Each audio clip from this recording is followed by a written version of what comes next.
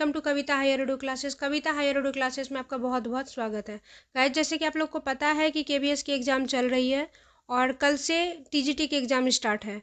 तो जिन बच्चों की एग्ज़ाम अभी नहीं हुई है उनको बहुत क्वेरीज होगी कि एग्ज़ाम के लेवल क्या हैं, किस टॉपिक से ज़्यादा क्वेश्चन आ रहे हैं, कहाँ से क्वेश्चन ज़्यादा आ रहे हैं, उसका लेवल क्या है, कितना डेप्थ में जा रहा है, वगैरह वगैरह आपके बहुत सारे क्वायरीज होंगी। तो उसके लिए मैंने 12 की जो सेकेंड शिफ्ट में एग्ज़ाम हुई है, साइंस पेपर की एग्ज़ाम हुई है, उसके बेस पे मैंने ये वीडियो बनाई है। इससे आपको बहुत बेनिफिट होगा।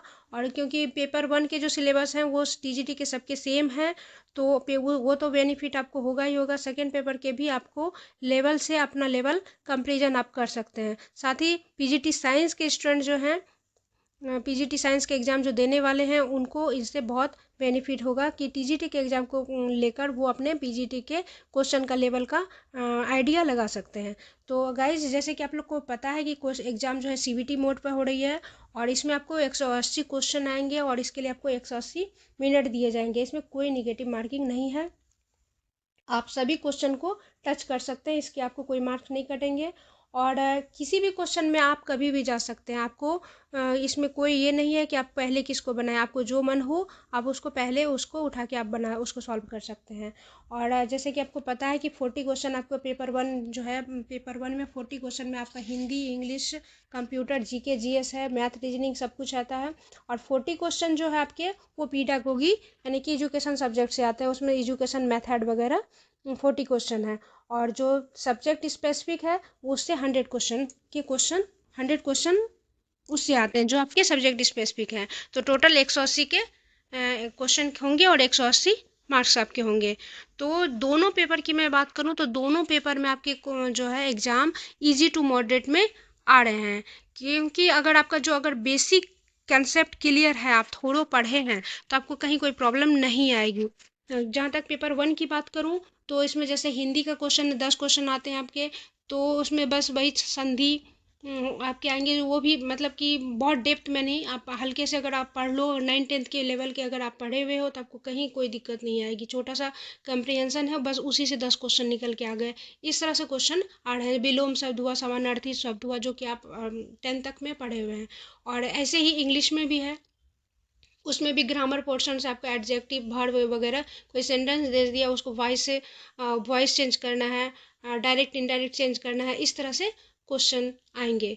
और उसके बाद आपका जैसे कंप्यूटर लेवल की है तो उसमें भी आपका डेप्थ में नहीं जाना है, बस इनपुट डिवाइस उसके बाद आपका वायरस वगैरह जो है वो भी मतलब उसके लेवल भी बहुत डेप्थ में नहीं जा रहे हैं। तो इस तरह से क्वेश्चन आ रहा है। रीजनिंग के भी आपको क्वेश्चन जो है बहुत ज़्यादा डीप में नहीं है, ब्लड रिलेशन के क्वेश्चन थे और सीटिंग अरेंजमेंट के क्वेश्चन थे उसमें। इस तरह से आपके पजल जो है सिलोजेम्स के क्वेश्चन थे और जो ये जो आपका वेन डायग्राम उसके क्वेश्चन थे।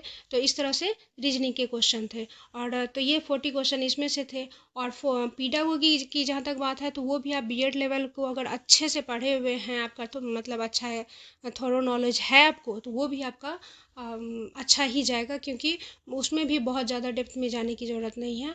अगर आप उसको बीएड के बुक को अगर आप अच्छे से एग्ज़ाम दिए हैं, आपका पढ़ा हुआ है, तो और अच्छा ही होगा। क्योंकि आपने सीटेट क्लियर किया हुआ तो अच्छा ही होगा, तो वो भी आपका अच्छा जाएगा। तो घबराने की बिल्कुल भी ज़रूरत नहीं है। जहाँ तक साइंस की बात करूँ तो फिजिक्स में मोस्टली सम ही थे, जिसमें भी इक्वेशन बेस्ड जितने टॉपिक हैं आपके सबके समाये थे और कुछ ही थ्योरी के पार्ट्स से कवर किए थे।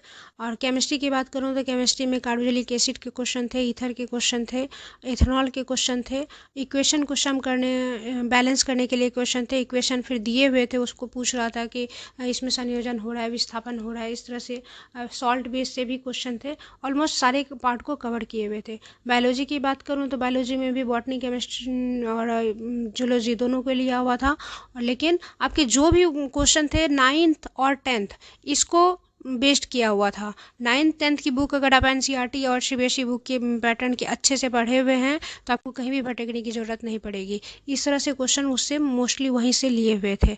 तो ओके गाइज, आप एनसीईआरटी बुक को फोकस करो। अगर आपके पास अभी भी टाइम है उस पर फोकस करो, आपका एग्ज़ाम बहुत अच्छा जाएगा। आपको आई होप इससे बहुत फ़ायदा होगा। आप इससे अपनी स्ट्रेटजी इसी के अकॉर्डिंग बना पाओगे। Okay guys, best of luck.